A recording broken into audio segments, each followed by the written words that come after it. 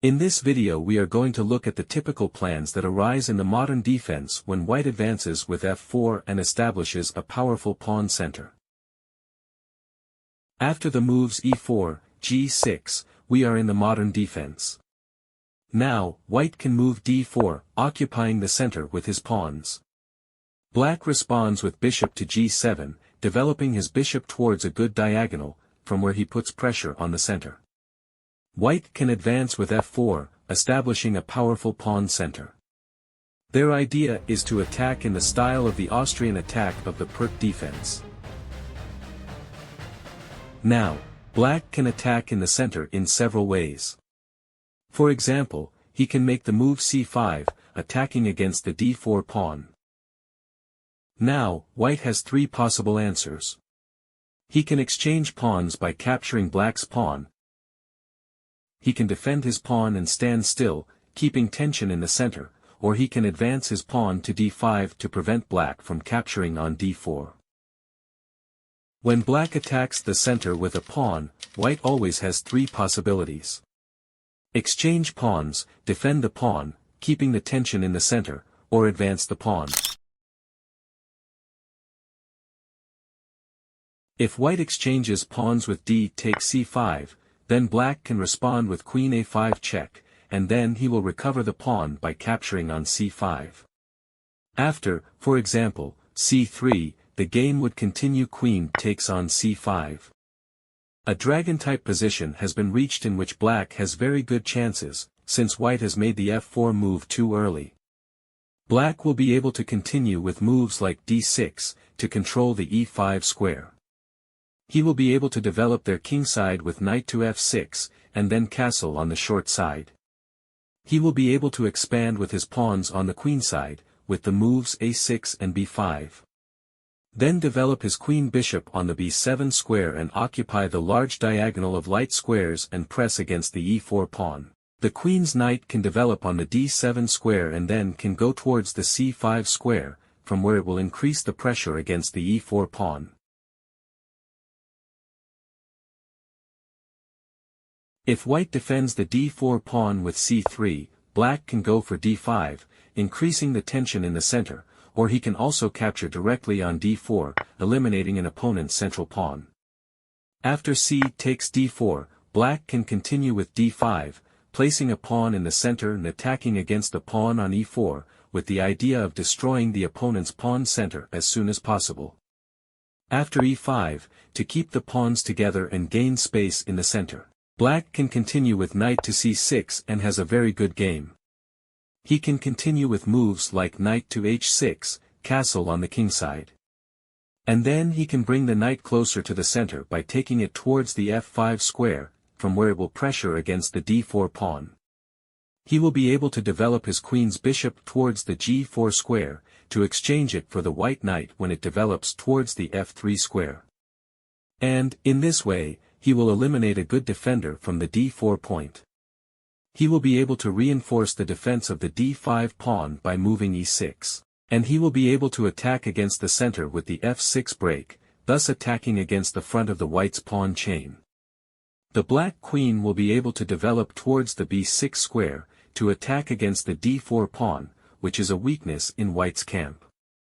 Black has a better pawn structure, since the d4 pawn has been left without support and will need constant protection from the pieces. Another possibility that white has after the move c5 is to advance with d5, to keep his pawn center united. Black can continue with d6, consolidating the position in the center. A Benoni-type position has been reached, in which black has very good chances. He will be able to develop his kingside with knight f6 and then castle on the short side. He will be able to prepare the expansion of his pawns on the queenside by performing the knight maneuver to a6 and c7, and then continue with a rook to b8, a6 and, finally, advance on the queenside with b5. The queen's bishop can develop on the d7 square, from where it will support the advance with b5. Or it can also go to the g4 square, to exchange for the opposing knight on f3. Black will also be able to attack in the center with the e6 break.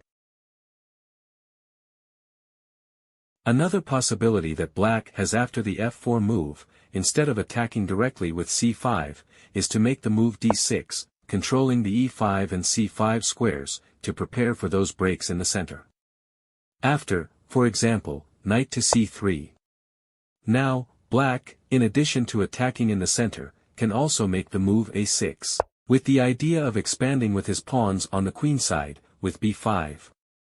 He can continue with moves like knight to d7, bishop to b7, and then break in the center with c5. In this way, black attacks from the side to destroy the opponent's pawn center or try to destabilize it. Once white no longer has as much control over the e5 square, black's king's knight will be able to develop towards the f6 square without any danger, and then castle on the short side. Or also, after d6, white can continue with knight f3. Now, black can play knight f6 and transpose to other openings. For example, after knight c3 the perk defense has been reached. Or, if white advances with e5, after knight to d5, white can continue, for example, with c4, to expel the black knight from the center. After the knight b6, it has been transposed to the four-pawn variant of the Alekhine defense. After knight f3, black, instead of developing his king's knight, can also make the move c6, and then prepare the break in the center with d5. Or also, after knight f3, he can play the move c5, to attack against the d4 pawn. After, for example, d takes c5.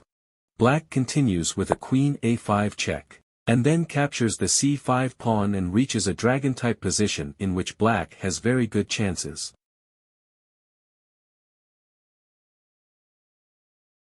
Another idea that black has after the f4 move is to continue with d5, to attack against the e4 pawn and weaken the opponent's pawn center. After, for example, e5, to keep his pawns together, black can continue with h5, with the idea of establishing a firm blockade on the light squares. He can continue with knight h6, and then develop his queen's bishop on the f5 or g4 square and change the light square bishops. Or change the bishop for the opposing knight on f3.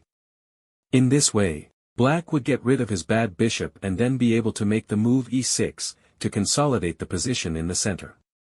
He can then relocate his bishop to the f8 square, to prepare the break in the center with c5 and attack on the queen side by advancing with his pawns. Black establishes a firm blockade on the light squares and prevents any break by the opponent. While black reserves the option of breaking with c5 and attacking on the queen side. Watch the following video in which you can see an extraordinary example game.